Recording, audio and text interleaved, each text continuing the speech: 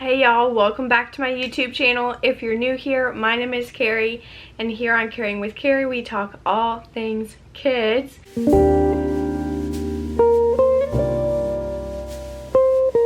Today we're going to be talking about discipline. I'll link a video here where I did talk about it about a year ago.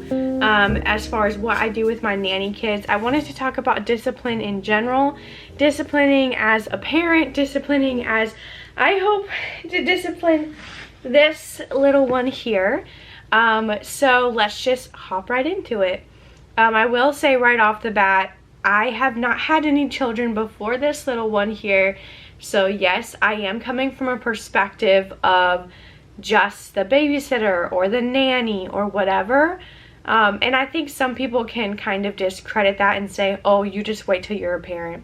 I think when you become a parent, what happens is your love for that child can get in the way emotionally of what you might know brain-wise is what you need to do. To be honest, I'm scared of that. I am legitimately afraid that despite having about 15 years of experience working with children, I'm going to get to my own child, and having waited for this moment my entire life and wanting this, I'm so afraid that I'm going to lack in discipline and that my child's going to listen to somebody else better than they're going to listen to me. So I get it. I do. And actually, I'd like to do a video a year from now after I've had Charlotte, just so I can say, hey, I've been a parent. Let's see where we're at discipline-wise. Because we're going to get into it here in a second. But the other night, Tyler and I, my husband, we were both feeling her kick our hands. And I thought to myself, you know, if Charlotte ever needs like a bum pat, we're going to call that. That's what we're going to call them in this video, just so you know. We're not using the S word. I do not want to get people attacking me in the comments, okay? Because unfortunately that word has become something it's not. So I call them bum pats, okay? I was like, Tyler is not going to be able to give his baby girl a bum pat. Like, I cannot see him, like, giving her discipline. And then I thought about it, and I was like, now that I think about it, I don't know that I'm going to be able to either. And I've had somebody else say, when you actually have your child, you are going to recognize these situations and you'll be able to do it. But one mom I talked to said, I feel like I'm going to throw up every time I have to give my child a bum pat. And I'm like, okay, yeah, that's probably going to be me. But here's what I think and I hope and pray is going to help me with that situation. Like I said, I have had over 15 years of experience. And yes, I am not the parent of these children, so they are going to listen to me differently. They're going to possibly even respect me more or differently than they would their parents. Their parents are their safe zone, so therefore they are going to feel more comfortable pushing limits and boundaries with their parents. So yes, let's, get that out of the way. I understand that. But because I've had that experience, I've seen that no matter what family I go to, if it is a family that allows bum pats and they are used, they are effective. Now, I do want to say this. I believe they're only effective in certain situations and at certain ages, okay? And one word I'm going to keep using throughout this video is consistency. Because no matter what you as a parent choose to do for your parenting, you have to choose consistency. It doesn't matter if you do like gentle parenting or the complete opposite, or honestly whatever you choose to do in disciplining your child, if you are not consistent in it, then it is going to be ineffective. I know usually from about 1.5 to 3 years old, the child is exploring the most. Their brain is growing at one of the most rapid rates. So when a child's brain is growing that rapidly, you may notice changes in their sleep pattern, changes in what they eat and what they like, things like that. It's just because their brain is doing overtime and normal things are going to seem abnormal for a little while to them.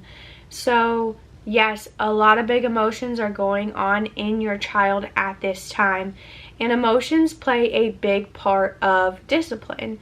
And it's possible for a child to have these emotions and these emotions be directed in a certain area.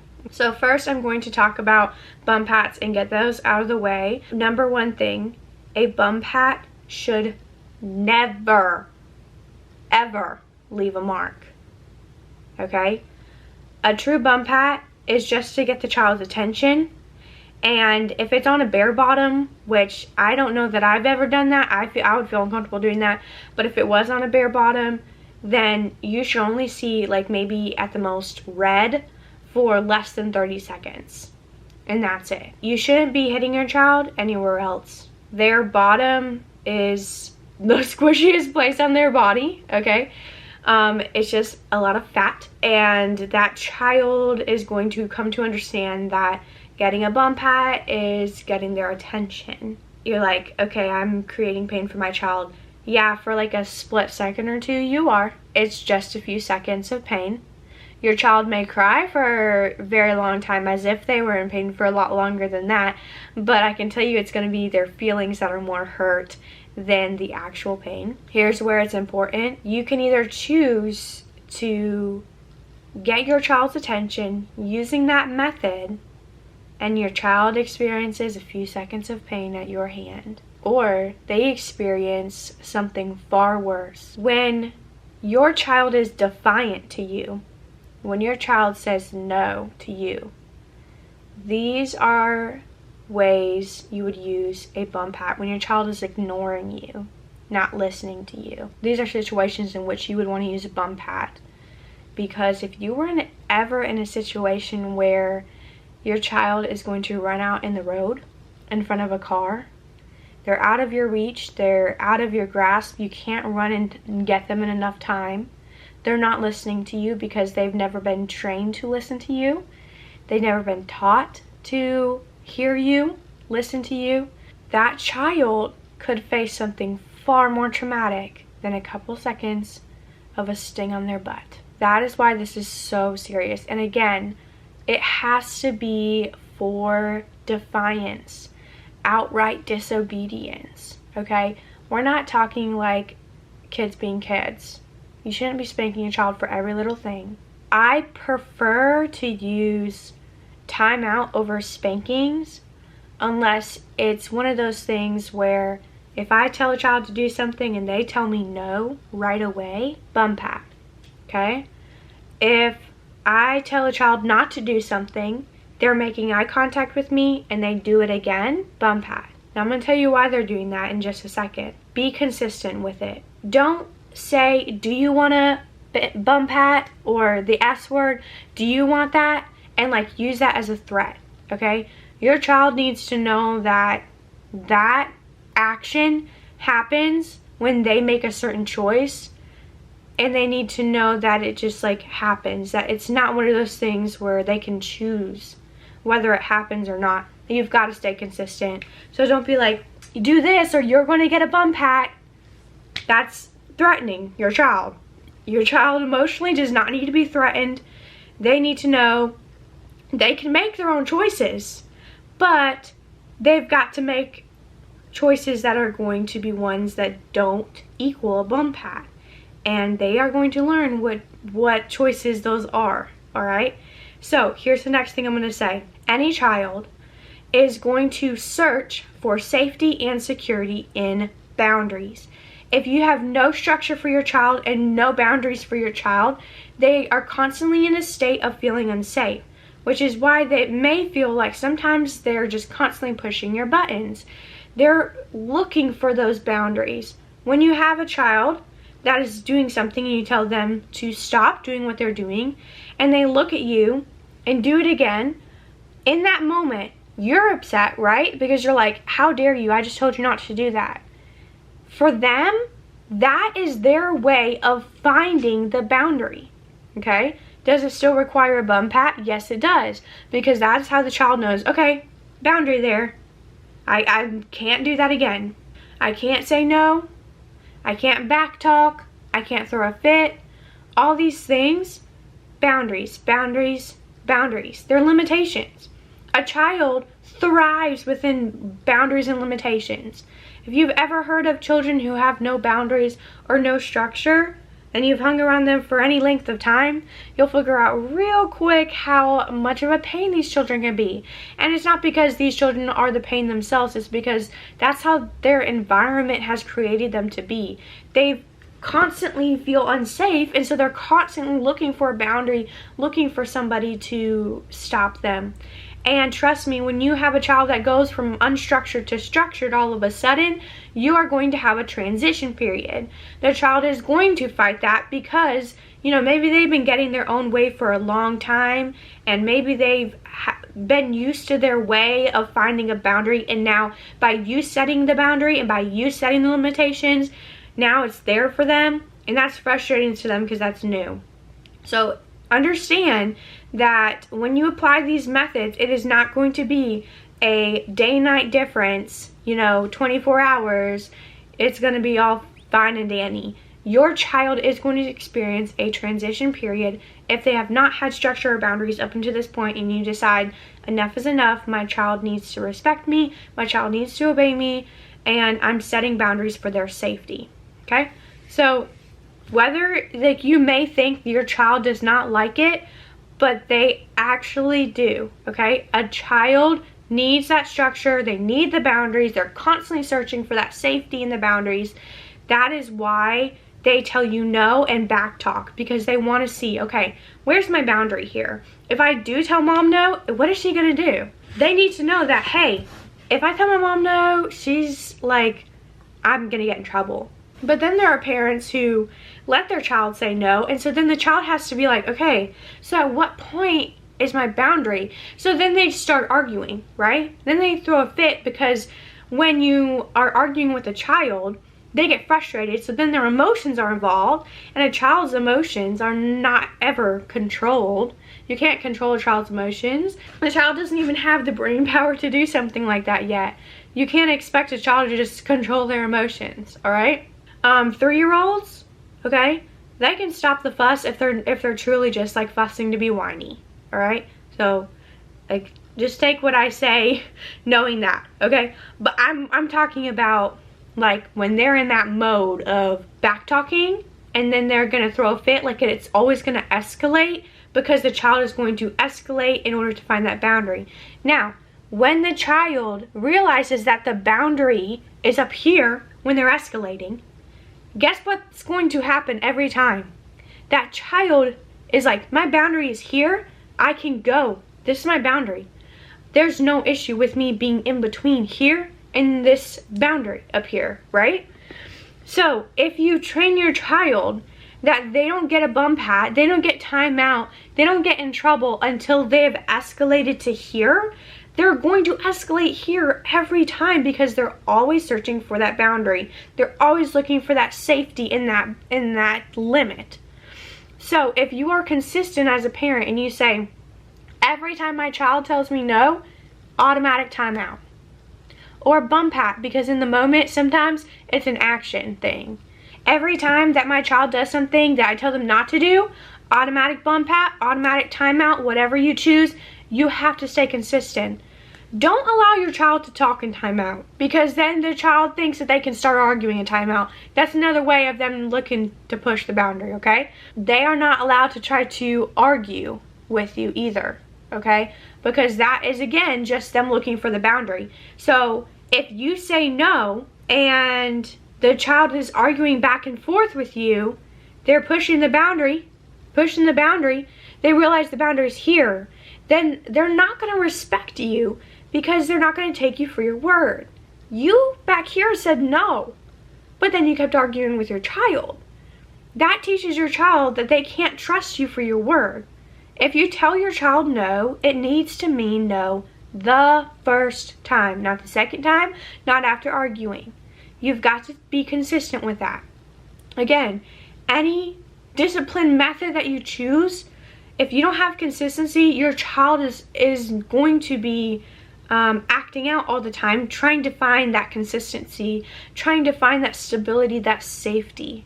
So when you are disciplining your child, have a plan ahead of time.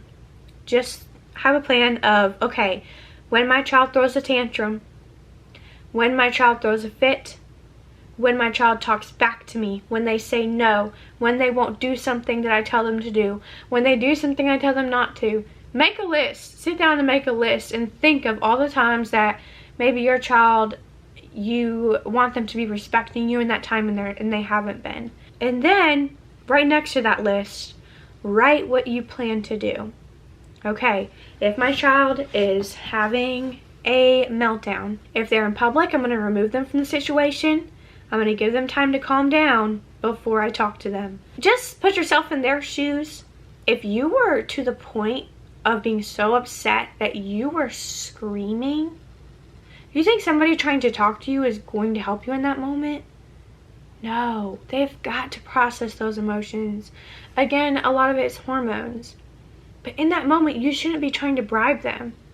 Oh, like, if you stop, we can go get ice cream. You need to stop crying right this instant.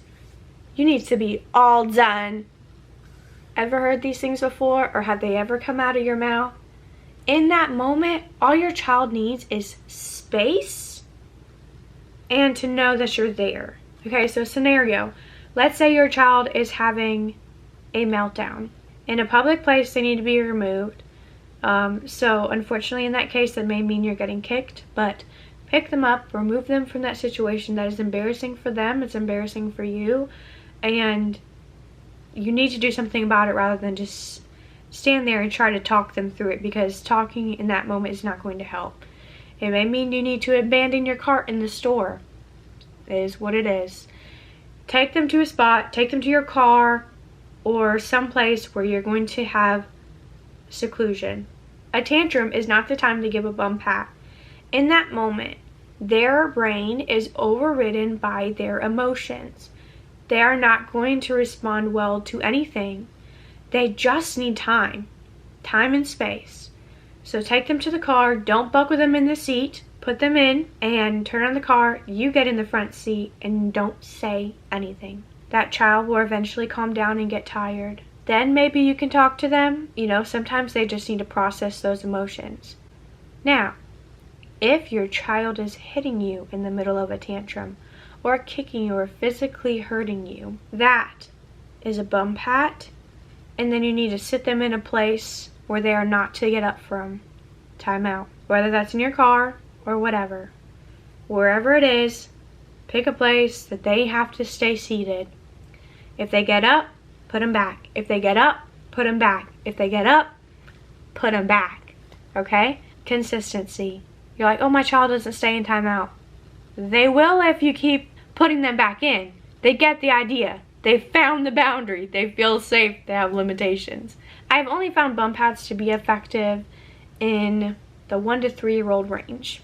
Maybe a little bit before, maybe a little bit after. When I came into the nanny job that I'm currently in, the oldest was 4, and there was never a time that I felt comfortable giving him a bum pat. However, he's also never said no to me, never been defiant to me, and has always respected me, because from the beginning he saw that that's what limitations I was setting. So I've set him in timeout, but other than that, I've never had to touch him. I feel like he's too old for that to be appropriate. Make your own choices there, but really and truly a bum pat should be to get their attention for these things. And if you're laying the foundation early on where these structures and limitations are there, the child just eventually gets used to the limitations and the boundaries you set and works within them. And it's a beautiful thing, because I have 5 kids that I nanny, and I can tell you right now, I am simply bored. I created this summer countdown thing as like a way for us to do something extra together. It was a fun idea, but like the kids are so hands off, I hardly have to do anything anymore.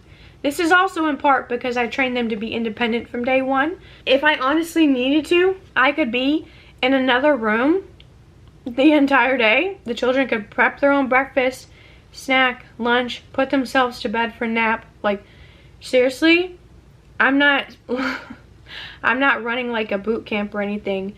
These kids are just so ingrained in a routine, and they are so happy and comfortable within it that they are independent in the routine completely. That's why I'm excited about like being able to bring my baby to work. I don't think it'll be an issue at all because they're so self-sufficient. I hardly have to do anything for them. They're all potty trained. The last one is hopefully going to get potty trained in the next couple months. He's ready to be potty trained. His parents aren't. So that's why he hasn't potty trained yet. But once he's potty trained, that's going to be easy. We're hopefully adding another child in the next week. So I will have 6 under 6. And now he will need to be potty trained, but he also has never had any structure. So I'm hoping to get him in the rhythm of structure before baby comes as well. So I know this video has kind of been all over the place, so I just want to review. When you are disciplining your child, be consistent. Use bum pats for defiance. You will get respect from your child if you respect your child. If you want respect, give respect. When they're in that time of big emotions, give them the space they need. They need to get through their emotions, then handle it. Anything else that you're dealing with are things that are completely controlled by you. You can control the situation. You can set the limits and the boundaries. A child is going to search for those to feel safe and to operate safely within those boundaries. When a child is going from unstructured and no limits and boundaries to having structure and having limits and boundaries, there's going to be a transition time where they are going to have a hard time making it through, and it may be hard for you, but push through the transition. It is worth it. Your child will appreciate it because then they can more happily thrive within boundaries and limitations. I hope this video has helped you out today. I know that it has been something that's worked for me for a long time. Even if you're in a situation, like if you're a caregiver and you can't give bum pats, there are other ways of having a consistent discipline system that you use whenever your child does A, B, and C. Whenever the child that you're watching does A, B, and C, you do this. Sit down with the parents in that situation, figure out what they're okay with you doing, and figure out what they would prefer you to do. So yeah, that's pretty much it. Thank you guys so much for watching. If you haven't yet subscribed down there, please hit that subscribe button. Over 85% of my viewers are not subscribed, so if you're subscribed, you can get more content just like this. Like this video. The likes on the video help my video be seen by more people. Comments do the same thing, so that helps me out. I do eventually plan one day to let YouTube be my source of income.